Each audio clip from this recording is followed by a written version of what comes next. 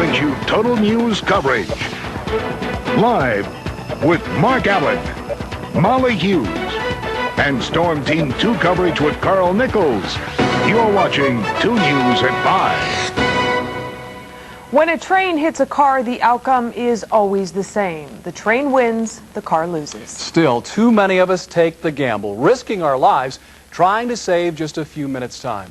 For the next 3 nights, we will try to change your mind and possibly save your life by taking you to the point of impact. We begin with a story nearly 40 years old, but for those who tell it, their lives have never been the same.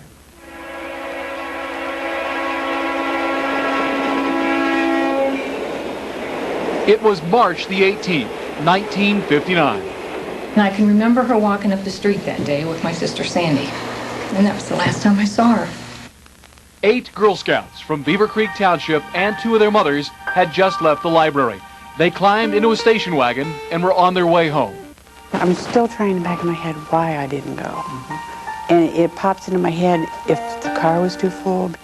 There were also 3 other members of Troop 133 who were supposed to make the trip that day, but didn't. A friend of mine that lived down the street didn't go to school that day, and I decided not to go.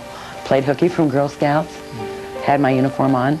Another friend and I chased the car out of the parking lot trying to flag them down, but they obviously didn't see us or hear us, and they went on. And by those simple twists of fate, Kathy, Candy, and Angela are alive today because eventually the station wagon arrived here. It's a bike path today, but 39 years ago, it was the railroad crossing at Route 35 and Factory Road. We'll never know if they saw the train, but by the time the engineer saw them, there was nothing he could do. The car was hit and was exploded. It just exploded the car. Bill Scroggy was one of the first rescue workers on the scene. Somebody came up and said, we better get some help here. So I came back and got on the mic and called it to Elmer, which was our dispatcher back there. And I said, you better send some doctors and some ambulances because we got a bad one. I received a phone call after it happened, and I went down, and there was not much that could be done. When I see the scene, there's all the bodies laying out covered in this off the road there. And people all over everywhere. To this day, I still cannot forget, as I cross this road, probably at least twice a day, it's there in my mind. Even after all this time, the memories and the pain are still there, especially for the families. I've missed her every day of my life. She was my right hand. She helped me with the other children. She was an angel. And I couldn't face the rest of my life without that child. But I did. When I think about her, each year, she'll be 51 in May. And I still mark it on my calendar. And I still think about her. And I think about how life would be if she were still here. I was very close with Patty Lipinski.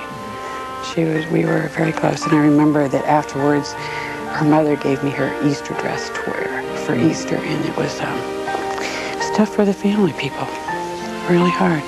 It was hard for everybody. There was so many mothers and daughters, teachers. I don't wonder why me. I wonder why them. Now, as you saw, the railroad tracks where the accident happened are now a bike path, a place where people can come and enjoy life. And soon there will be a memorial park built on the 13 acres of land that adjoin the bike path. It's a park that will be dedicated to the memories of 8 young girls who never got to experience life or grow to their full potential. If you'd like to help build that park, you can make donations at any Fifth Third Bank in care of the Beaver Creek Community Park Girl Scout Memorial Fund. Construction will begin very shortly. Hopefully they'll have it completed by this time next year, which of course will be the 40th anniversary of the accident. Most train car accidents can be prevented if we follow 3 simple rules. Look, listen, and live. And over the next 3 days, we will bring this point home by literally putting you in the driver's seat, strapped into a car in the path of 500 tons of moving steel with no way to get out. It's a lesson that could save your life. And tonight at 11, we'll continue our journey through the eyes of the man in the train, the person who sees the accident unfolding in front of him with no way to stop it. A very powerful message tonight on 2 News at 11. Channel 1, 8166, roger. The railroad industry is growing in Ohio. In fact, we now rank 4th nationally in the number of rail cars handled. But we also rank in the number of car-train crashes, something this engineer knows all too well. It's traumatizing. It really is, and we're affected greatly by that. In his 32 years of working on the railroad, John Demetrio has been involved in 15 crossing accidents and at least 5 accidents with pedestrians. When they proceed around those gates, they're playing Russian roulette because they really can't judge the speed of the train. When you see that blazing headlight off in the distance, it really is deceiving. Not only how far away it is, but how fast it's really traveling.